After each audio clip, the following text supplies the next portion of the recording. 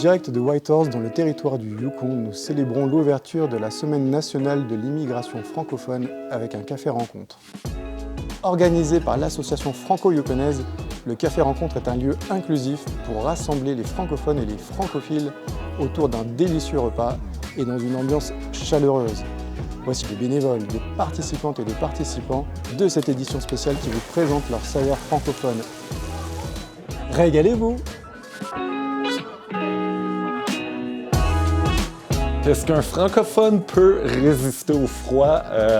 Oui, la réponse est oui. Je suis là, toujours vivant devant vous pour en témoigner. Un francophone résiste bien à tous les vents, de toutes les directions sur la rose des vents. Là, on fait face à toutes sortes de vents, mais vent du nord, définitivement, là, tant que tu es bien habillé, ça va. Pour qu'un francophone résiste au froid hivernal, il faut plusieurs choses. Des amitiés, des soirées de jeux de société, puis un billet pour Cancun, ça peut aider. Pour qu'un francophone résiste au froid, il faut inverser le ratio de douleur du froid et de plaisir. Donc, par exemple, faire du ski, profiter des joies de l'hiver, juste aller faire de la raquette parfois, prendre des photos avec les ciels magnifiques, aller voir les aurores boréales, pour moi, ça fait tellement augmenter la quantité de plaisir qu'on retire de l'hiver que maintenant, on oublie les désagréments, tout simplement. Donc, À 0, tu peux faire 3 erreurs, à moins 10, tu peux faire 2 erreurs, à moins 20, tu peux faire 1 erreur, à moins 30, tu ne peux faire aucune erreur.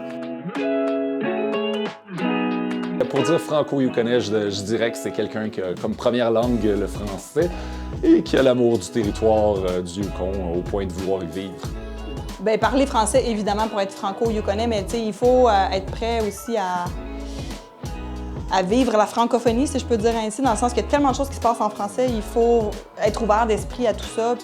En fait, il faut saisir toutes les occasions qu'on a de pouvoir faire vivre la franco-yukonie. Pour moi, c'est central dans l'identité, mais pour moi, c'est ça, être yukonais, c'est d'être ouvert au plein air, à la nature, respect de la terre et tout. Donc, je pense que franco-yukonais, pour moi, ça combinerait les deux. Au Yukon, il y a vraiment une culture particulière. Il y a quelque chose qui vibre très fort chez les francophones. Et puis, c'est vraiment le fun de pouvoir se retrouver dans un endroit qui est quand même assez reclus, mais qui est vraiment plein de couleurs, plein de saveurs, plein de différentes personnes qui se rassemblent de différents endroits, toutes en francophonie aussi. C'est vraiment super. Ben, pour devenir franco-yukonais, c'est plate, mais il faut parler français au Yukon. Mais à part de ça, je pense que c'est toute une espèce d'esprit de solidarité qui est ici. La francophonie au Yukon est assez solide. C'est vraiment le fun. On peut faire plein d'activités, dont les cafés rencontres et plein d'autres choses qu'on peut faire pour vraiment se soutenir dans ces temps froids hivernales. On va devenir franco-yukonais. Si j'étais un mélange d'épices, je serais clairement le cumin, tout simplement parce que pour moi, c'est comme du poivre. C'est la chose que je vais mettre à tous mes repas qui me fait justement penser à mes voyages. Ça donne une touche d'exotisme au plat, puis je trouve que ça juste passe partout, puis j'aime ça. J'ai envie de dire la coriandre, parce que la coriandre est mal aimée. Je ne sais pas pourquoi il y a un mouvement depuis quelques années. On entend toujours parler contre la coriandre, alors que moi, quand je passe à côté d'un bouquet de coriandre à l'épicerie, j'en achète, j'ai pas le choix. Ça me saisit aussitôt, puis ça me fait voyager. Tu sais, la coriandre, c'est des plats mexicains, c'est des plats indiens aussi. En fait, les clous de girofle, pour moi, ça me rappelle le jambon de ma grand-mère en bonne région franco-canadienne, dans le nord de l'Ontario. Elle mettait des clous de girofle partout sur le jambon pour que ça prenne l'arôme. Ça me rappelle mon enfance, ça me rappelle les parties de famille, tout en français, justement. Là. On parle de rencontres francophones, mais ça fait partie de ça.